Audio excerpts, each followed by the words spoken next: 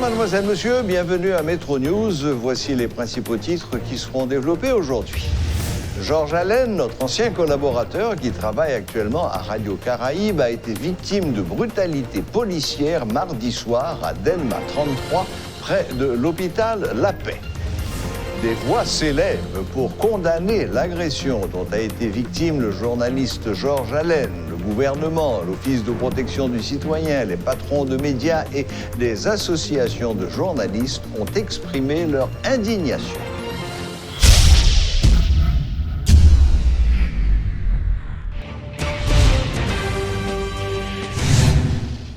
La police en général et certains policiers en particulier font la une de la presse depuis quelque temps. L'agression dont a été victime notre ancien collègue Georges Allen hier, c'est peut-être un peu la goutte qui a fait déborder le vase. Nous avons avec nous ce soir M. Renan Hédouville, protecteur du citoyen en Haïti, qui va nous donner la position de l'Office de protection du citoyen sur la situation de la police en général et sur l'agression contre Georges Allen en particulier. Bonsoir M. Hédouville. Bonsoir. Effectivement, comme vous l'avez si bien dit, nous avons une position de principe sur l'incident qui s'est produit hier dans la soirée du 28 avril 2020. Au niveau de l'OPC, en tant qu'institution nationale de protection et de promotion des droits humains, qui est censé le porte-parole de la population en matière des droits humains. Donc nous voulons condamner et nous condamnons de fait, et ceci sans réserve, les agressions verbales, les agressions physiques exercées par une dizaine de policiers selon des informations disponibles sur le journaliste Georges Emmanuel Allen, qui travaille actuellement à Radio Télé-Caraïbes. Cette situation, elle est inacceptable dans la mesure, première considération, le journaliste s'est identifié en tant que journaliste et il s'est fait le devoir de présenter une carte d'autorisation délivrée par le ministère de la Communication. Ce qui, en principe, il ne devrait pas le faire parce que, de façon générale, au regard des droits de l'homme, il ne revient pas au ministère de la Communication de délivrer de cadre d'autorisation aux journalistes, même en période de confinement, parce que là, nous ne sommes pas en période de guerre. Donc nous condamnons sans réserve cette agression, et c'est pourquoi que nous demandons, nous avons déjà adressé une plainte formelle à l'inspection générale de la police, pour que, au niveau de l'inspection générale de la police, on puisse diligenter dans le meilleur délai une enquête aux fins d'identifier les auteurs, les policiers fautifs de cette atteinte à l'intégrité morale, psychologique de ce confrère journaliste. Voilà, maintenant, pour être tout à fait complet, il faut préciser que Georges Allen rentrait chez lui après l'heure du couvre-feu, mais dans la mesure où il sortait de son métier, il est en train d'exercer son métier de journaliste, qu'il s'est, comme vous l'avez dit, dûment identifié, qu'il a donné les raisons de ce dépassement de l'heure, qu'il a présenté cette carte, qu'il avait pris la peine d'aller chercher. En principe, ça aurait dû se terminer à la seconde où, ayant vérifié et le permis de conduire et les papiers et l'autorisation, ça aurait dû se terminer par « merci monsieur, voilà vos papiers et rentrez bien chez vous ». Tout à fait, mais vous allez comprendre avec moi et aussi pour les téléspectateurs de la chaîne 52, il y a effectivement une mauvaise stratégie au niveau de l'équipe gouvernementale. D'un côté, c'est le ministère de la Communication qui a distribué cette carte, qui délivre cette carte d'autorisation, et le journaliste s'est fait le devoir d'obtenir cette carte d'autorisation, ce qui en principe, on ne devrait pas le faire, parce que, comme je le dis tantôt, il ne revient pas au ministère de la Communication de délivrer de cartes d'autorisation à des journalistes, mais le journaliste Allen a accepté de le faire, et de notre côté, c'est ce même gouvernement au niveau des autorités gouvernementales, à travers la police, à travers la justice, de façon générale, parce que la police est sous la coupe du ministère de la Justice, eh bien, ce sont les policiers qui ont déclaré, et ceci de façon désemparée, que cette carte n'est pas valable pour eux.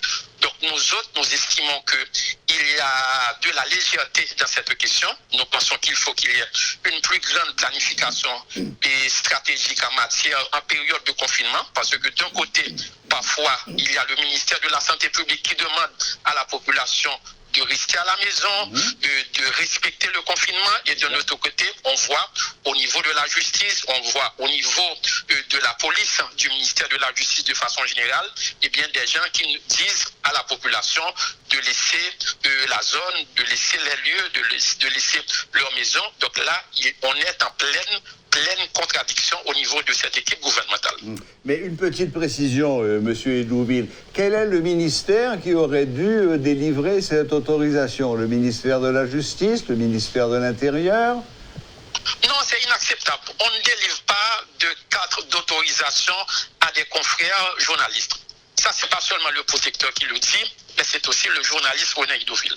Donc, démocratiquement parlant, au regard des principes fondamentaux des droits de l'homme, au regard du principe de la liberté de la presse, donc un journaliste, il doit tout simplement présenter sa carte d'identification aux médias où il appartient.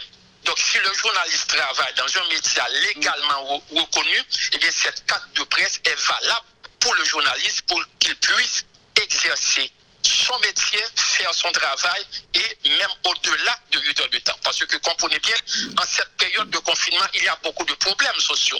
Il y a les enfants des rues, il y a les travailleuses de sexe. Il y a beaucoup de problèmes sur lesquels les journalistes pourraient quand même recueillir des informations au fait de faire des reportages. Donc nous autres, nous estimons que c'est le moment opportun pour que les associations de presse, les associations de journalistes rejettent d'un revers de la main cette affaire de carte d'autorisation délivrée par le ministère de la Communication, parce que ceci va à l'encontre des principes universels, des principes fondamentaux en matière de liberté de la presse. Voilà, donc si je vous comprends bien, la carte de presse se suffit à elle-même. Tout à fait, tout à fait. Très bien. Dans votre note publiée aujourd'hui, je vois aussi que vous vous montrez très préoccupé par le silence de l'inspection générale de la police. Qu'est-ce que vous attendez de l'inspection générale de la police? Est-ce que vous estimez qu'ils doivent eux aussi condamner les agissements de ces policiers, après enquête, bien entendu? Qu'est-ce que vous attendez d'eux? On doit se le rappeler que l'inspection générale de la police, c'est une entité, c'est la police de la police. La police des Donc polices. nous estimons que l'inspection générale de la police ne doit pas rester indifférente par rapport à ce qui est arrivé hier dans la soirée du 28 avril. Et c'est pourquoi que nous avons adressé déjà une correspondance à l'inspection générale de la police pour demander une enquête dans le meilleur délai. Et au niveau de l'OPC, en tant qu'institution de protection et de promotion des droits humains, nous sommes prêts aussi à accompagner le journaliste, le confrère journaliste Georges Allen, pour qu'il puisse obtenir justice et réparation des torts qui lui ont été infligés hier. Bon, ben écoutez, Monsieur Edouville, je crois qu'on a fait le tour de la question. Est-ce qu'il y a autre chose que vous souhaiteriez ajouter? Bon, on espère que en cette période de confinement, face à la pandémie du coronavirus, que les autorités s'accrochent aux principes fondamentaux en matière des droits de l'homme, notamment les droits pour les catégories les plus vulnérables, les professionnels, les journalistes, les professionnels de la santé, les femmes, les enfants, les personnes handicapées, les personnes à mobilité réduite, les personnes âgées, etc. Eh bien, merci infiniment, Monsieur Renan Edouville. Merci de nous avoir accordé cette interview. Vous élevez fermement contre le traitement qui a été réservé à notre confrère Georges Allen, et vous attendez que l'inspection générale de la police fasse son travail. Merci infiniment et bonne fin de journée. Merci beaucoup et bonne soirée. Voilà.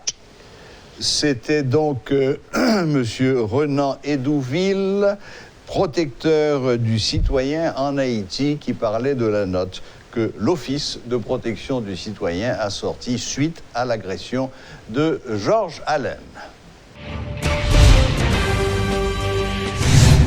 La police nationale d'Haïti a des effectifs nettement insuffisants.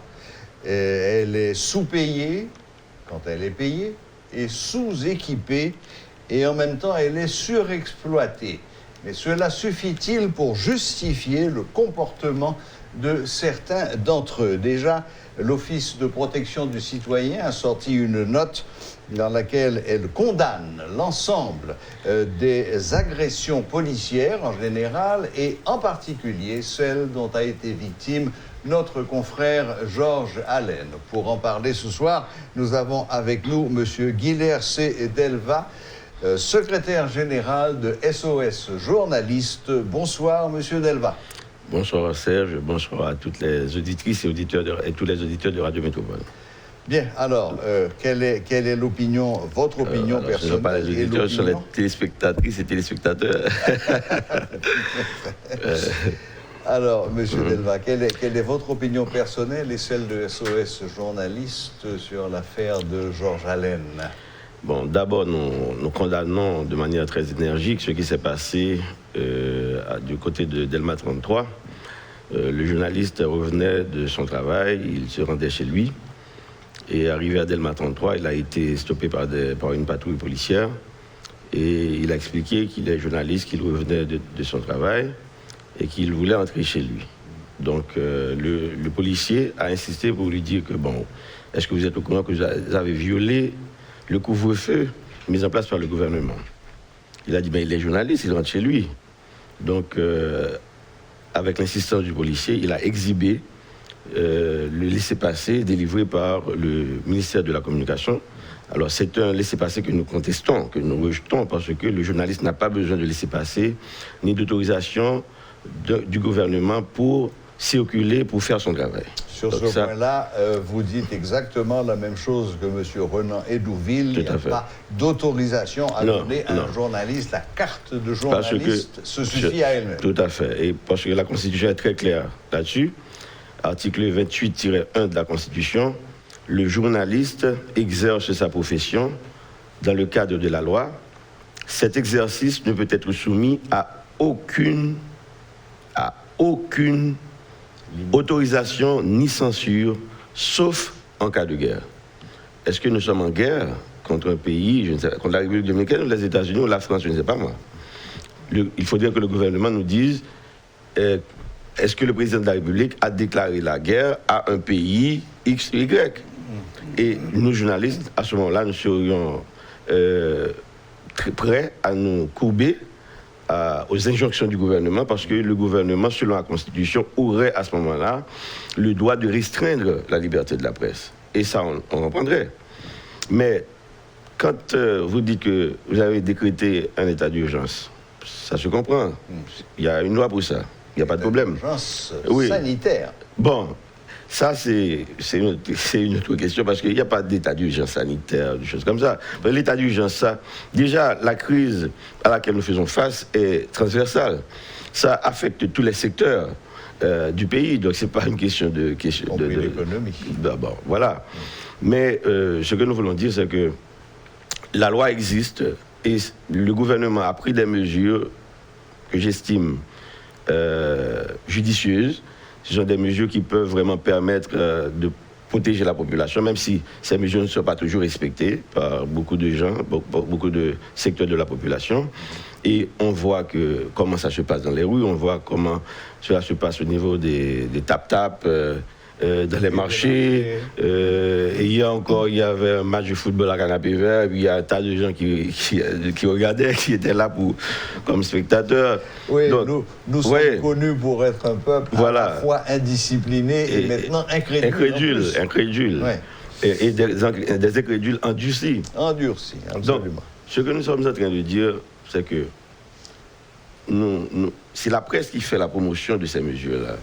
Et nous sommes, la presse, les médias, les journalistes, nous sommes un partenaire important pour le gouvernement, pour tous ceux qui luttent contre le coronavirus, parce que ça nous concerne tous. Et les journalistes, les médias ont un rôle important à jouer. Donc nous voulons jouer ce rôle. Mais le gouvernement doit comprendre qu'il ne doit pas profiter de cette occasion, de cette crise, pour verser dans la dictature. Je ne dis pas que c'est encore le cas, mais si nous permettons au gouvernement de dire aux journalistes quand ils doivent sortir et quand ils ne doivent pas sortir pour aller faire le travail, donc on ouvre une porte. Alors on ne sait pas où ça va nous amener exactement. Donc ça, c'est pas sérieux, c'est pas... Nous ne pouvons pas permettre au gouvernement de se donner ce pouvoir. Le gouvernement n'a pas ce pouvoir, parce que la Constitution est claire, sauf en cas de guerre. Est-ce que nous sommes en guerre? Non. Bon. Nous ne sommes pas en guerre, donc le gouvernement nous n'avons pas besoin d'autorisation du gouvernement pour faire notre travail. Imaginez-vous un instant, il y a un incendie quelque part, il y a une catastrophe quelque part. Alors il est 9h du soir, le journaliste va se dire « Oh, je n'ai pas l'autorisation du ministère de la Communication, je ne peux pas y aller. » Qu'est-ce que ça veut dire? Mais on doit pouvoir faire le travail à n'importe quelle heure du jour ou de la nuit. Oui, c'est de l'information. C'est de l'information, avant tout. Et ça se fait dans tous les pays. Dans tous les pays. Maintenant, même en cas de crise. Monsieur Delva, bon, donc vous estimez que cette dernière dérive autoritariste est dangereuse et risque de nous mener vers des rives que nous ne souhaitons pas visiter. Bon, concrètement, qu'est-ce que vous comptez faire en tant que SOS journaliste? Est-ce que vous allez porter plainte? Est-ce que vous allez... Qu'est-ce que vous pouvez faire d'abord? D'abord, nous demandons au gouvernement de lever cette mesure.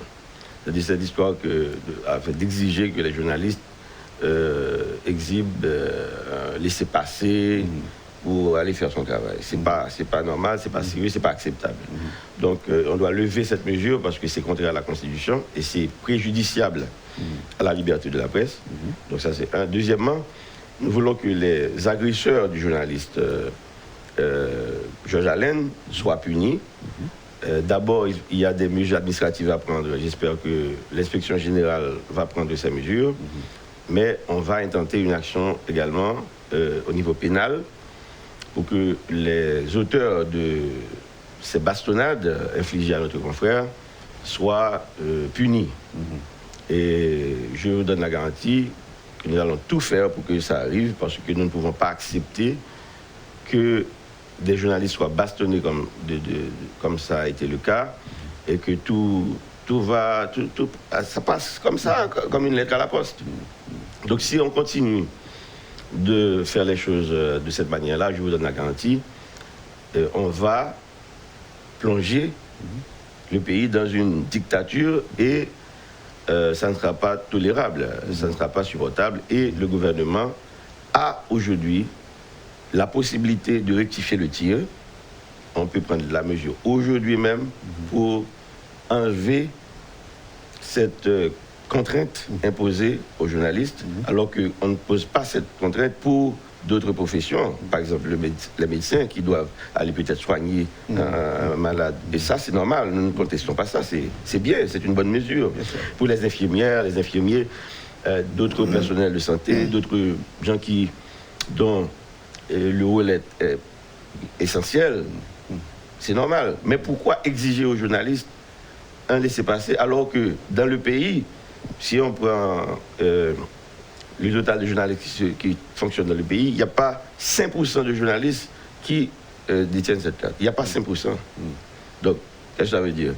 Il n'y a pas 5% de journalistes à travers ce pays qui ont reçu ce laissez-passer. Et on n'en a pas besoin non plus. Nous ne sommes pas en train de dire, oh, donnez-nous les laissez-passer. Non, nous ne voulons pas de laissez-passer. Nous n'en avons pas besoin parce qu'on n'a qu'à exhiber notre carte de journaliste. Nous n'avons qu'à nous identifier et ça doit suffire. C'est ça. Et Monsieur Delva, jusqu'au moment où nous parlons, l'inspection générale de la PNH brille par son silence. Bon, c'est vrai qu'on n'a pas encore entendu les réactions de l'inspection générale, mais le directeur général de la police nationale, M. Normil Rameau, m'a appelé ce matin et il m'a exprimé, il m'a demandé d'étendre ses regrets à la corporation parce qu'il n'est pas d'accord avec ce qui s'est passé, la manière dont ça s'est déroulé. Et il m'a justement exprimé ses regrets et il m'a dit que les suites nécessaires vont être données, particulièrement au niveau de l'inspection générale, pour que les responsabilités puissent être fixées. Donc, je remercie pour cet appel. Et j'ai reçu également cet après-midi l'appel du ministre de la Communication, de la Culture et de la Communication, M. Pradel Anquiès. Je pense avoir, il m'a dit qu'il doit sortir un communiqué pour adresser ce problème, justement. Donc, nous espérons que le gouvernement, en tout cas, prendra les mesures qui s'imposent pour éviter de donner lieu à ces genres d'agissements de la part de journalistes qui, des fois, sont confus, parce que et même avec un laissez-passer, on n'est pas vraiment à l'abri. Voilà bon, ce qui s'est passé. À ce qu'il paraît... Et on ne veut pas de laisser-passer. On ne veut pas. Non, mais bien sûr. Mais à ce qu'il paraît, les policiers, au moment où Georges Allen a présenté son laissez-passer, les policiers lui auraient dit... Il ne sait pas lire. Oui, non, mais il a dit... Oui, alors il a dit, bon... Voilà, l'expression qu'il a utilisée, il ne savait pas lire. Mais Georges Allen lui a dit, mais écoutez, vous ne pouvez pas dire que vous ne savez pas lire, donc vous êtes de la police. Déjà, vous exigez des pièces, vous devez pouvoir les lire. Donc, bon... ça, c'est le témoignage de Georges. Bon, ben finalement, et monsieur Delva, nous terminons... Mais il a été vraiment sévèrement maltraité. Et j'ai assisté à tout ça, non, mais j'ai vu... Ah oui. Et je suis, enfin, à plusieurs reprises, j'ai essayé d'intervenir pour le protéger, pour calmer la situation. Mais excusez-moi, vous étiez dans la voiture? Oui, j'étais là. Avec Georges? Oui, avec Georges. Il m'a appelé. Quand il était en difficulté, il m'a appelé. Et j'étais à Pétionville. Je suis descendu là-bas, à Delma 33, pour voir ce qui se passait. Donc c'est une scène qui a duré. Ah non, mais j'étais là. Et écoutez, il y a un policier qui a pris son arme, ok, il l'a pointé, il l'a mis derrière le cou de Georges. Il a pointé son arme dans sa tête. Il a mis son arme dans sa tête, dans la tête de Georges. Et puis il a dit, il le maltraitait, il avait déjà jeté par terre. Donc voilà, c'est une scène vraiment horrible. Et je leur disais, mais écoutez, c'est un journaliste, c'est pas un criminel, mais qu'est-ce que vous faites là? Ah, il ne voulait pas écouter. Donc, après, ils l'ont menotté, ils l'ont emmené au commissariat. Moi, je me suis rendu là-bas aussi, et puis Patrick Moussia qui était arrivé par la suite. Mais le DG, le directeur général de la police, avait déjà passé l'instruction pour que le journaliste soit relâché. Quand il était au courant, il a passé l'instruction pour que le journaliste soit relâché. Donc, bon, c'est très bien. Mais les policiers qui sont coupables, qui se sont rendus coupables de cet acte, doivent répondre devant la justice. Absolument. Et certainement, nous allons porter plainte formellement, peut-être au cours de la journée de demain, mais ce qui est sûr, c'est que cet acte ne restera pas impuni. Voilà.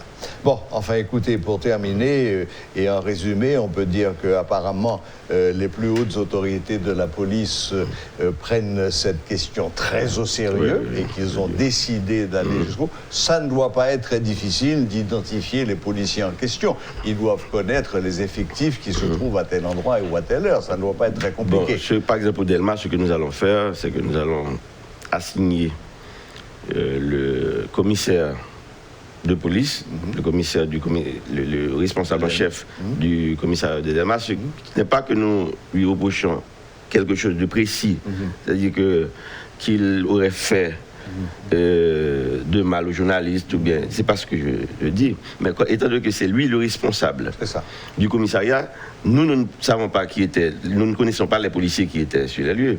Donc c'est à lui de nous dire qui étaient ces policiers, de les identifier et pour que la justice puisse les poursuivre. Une dizaine, m'a-t-on dit. Ah, non, mais à un certain moment, il y avait plus.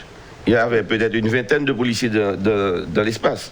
Wow. Mais il y a une dizaine qui, chacun à son tour, ont tabassé. Et c'est vraiment inacceptable. Bon, et le second point que vous avez abordé... Et puis on a dû l'amener à l'hôpital aussi, hier soir. Donc...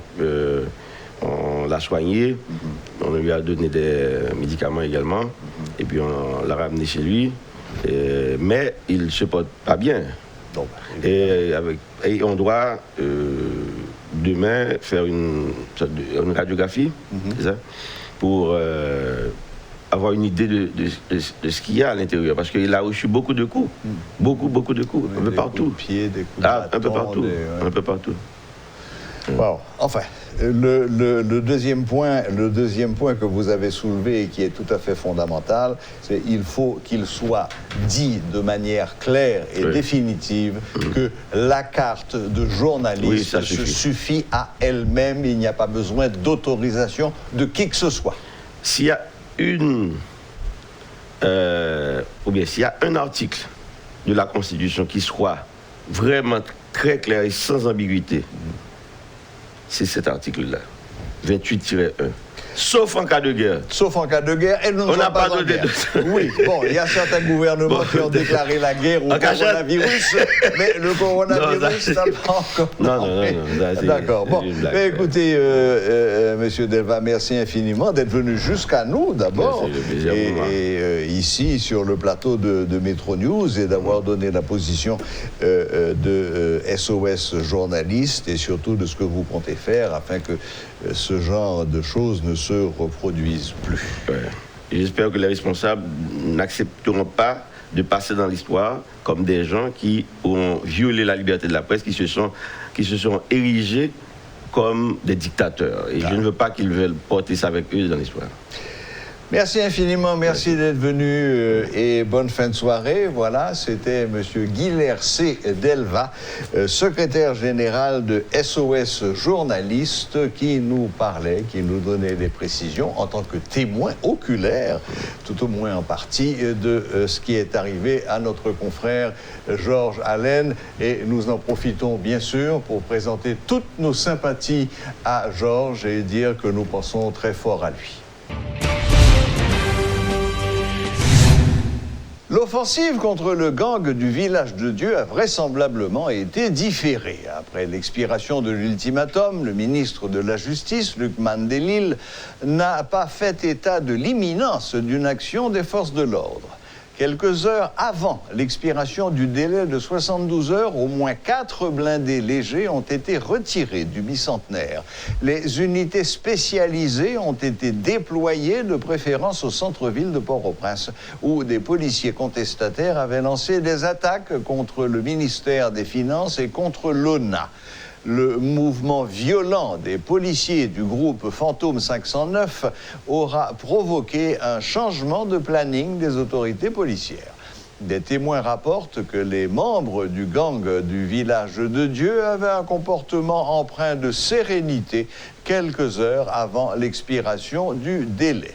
L'enquête de la police judiciaire devra préciser si le mouvement des policiers du groupe Fantôme 509 avait coïncidé fortuitement avec le déploiement des unités spécialisées contre les membres du gang de Village de Dieu. Le porte-parole de la police, Michel-Ange Louis-Jeune, s'est dit surpris par la violence des policiers, d'autant que les principales revendications formulées en début d'année avaient été acceptées par les autorités gouvernementales.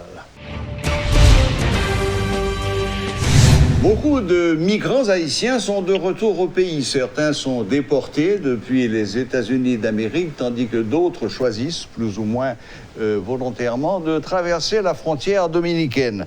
Si dans le cas des déportés des États-Unis, les choses se passent à peu près bien, leur accueil se passe à peu près bien, pour ceux qui traversent la frontière dominicaine, les choses sont beaucoup plus catastrophiques.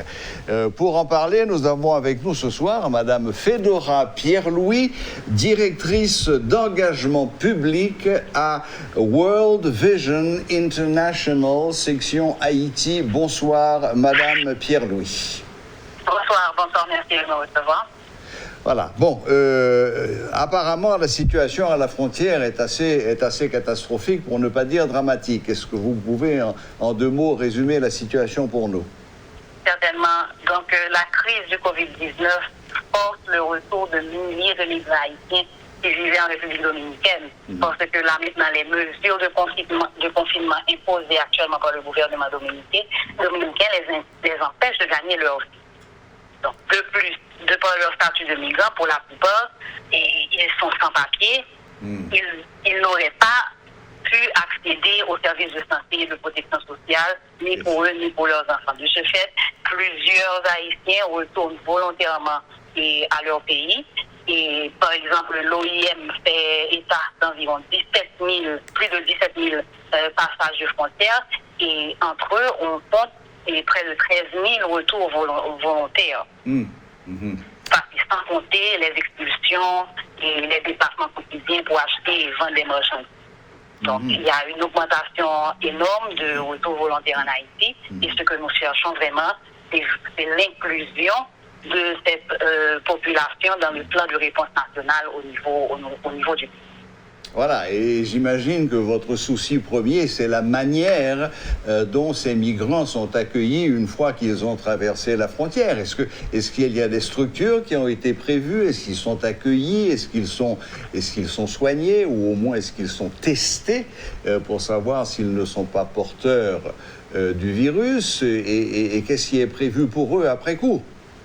Bien entendu, dans certains points de retour, il y a des mesures qui sont mises en place. Cependant, les mesures de dépistage et d'hygiène, et pour ces retours volontaires dans les points de la frontière dont on parle, elles doivent être priorisées, elles doivent être renforcées. Il y a aussi l'importance d'utiliser cette surveillance épidémiologique dont vous parlez dans les points frontaliers, mais pas seulement les points que nous connaissons, parce que vous savez que beaucoup d'Haïtiens aussi passent par les points irréguliers de passage frontalier. Absolument, oui. Donc, il faut aussi considérer ces points-là.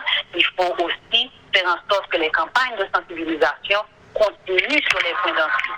Ça, c'est pas quelque chose qui se fait de manière régulière. Et donc, l'appel à l'action, c'est aussi pour renforcer cette initiative et s'assurer que ça se passe de manière régulière, s'assurer que les Haïtiens qui reviennent ou bien les Haïtiens qui se trouvent dans ces points frontaliers peuvent recevoir des informations appropriées pour vraiment renforcer leur comportement et les mesures préventives à adopter afin de réduire la propagation de la maladie.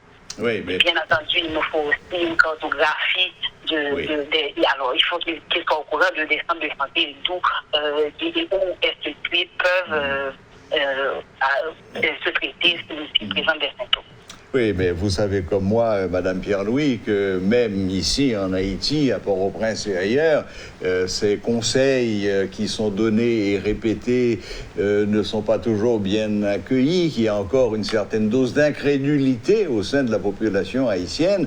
Et à la frontière, ça va être encore plus difficile, j'imagine. Vous avez fait un certain nombre de recommandations au gouvernement. Est-ce que vous pouvez nous dire très rapidement quelles sont les 2 ou 3 que vous considérez comme les plus importantes? Prioritairement avec les CDH, et la World Vision souhaitait formuler ces 2 recommandations clés, si vous voulez. La première, c'est que toutes les initiatives de manière nationale, les initiatives à niveau national en matière de soins de santé dans le cadre de la réponse au COVID-19 doivent prendre en compte le nombre de migrants et de retournés afin d'assurer leur droit à la santé. Ensuite, de par notre mission chez World Vision, il nous faut nécessairement considérer le cas des enfants qui reviennent sans supervision, les enfants non accompagnés qui sont aussi répertoriés dans les passages journaliers. Donc il faut absolument que le gouvernement, que l'IBER aussi prenne ces recommandations en compte pour pouvoir pas seulement recevoir les enfants, mais pour assurer la continuité et selon les normes des droits et du respect des droits de l'homme. Et évidemment, quand on pense à ce qui s'était passé à Tabar avec le bus en provenance de République dominicaine et la manière dont la population avait réagi, il y a vraiment de quoi s'inquiéter. Ces migrants venant de Dominicanie ont toutes les chances d'être accueillis comme des menaces potentielles. Certainement, et c'est pour cela que nous voulons pas seulement passer le message de renforcer les messages clés, les messages qui serviront d'explication aux communautés, mais il faut absolument que les leaders de la communauté, que les leaders religieux aussi participent dans ce changement de mentalité et dans cette compréhension totale du virus, pour qu'ils comprennent comment stopper et comment ralentir la propagation de ce virus dans les zones frontalières. Oui. D'autant plus que tout le monde dit et répète que le pic n'est pas encore atteint chez nous. Bon, Madame Pierre-Louis, merci infiniment de nous avoir accordé un peu de votre temps et de mettre un coup de projecteur sur ce qui se passe aujourd'hui à la frontière haïtiano-dominicaine. Et souhaitons que les recommandations que vous avez faites soient suivies des faits et que cette population soit accueillie comme elle le mérite. Merci et bonne fin de soirée.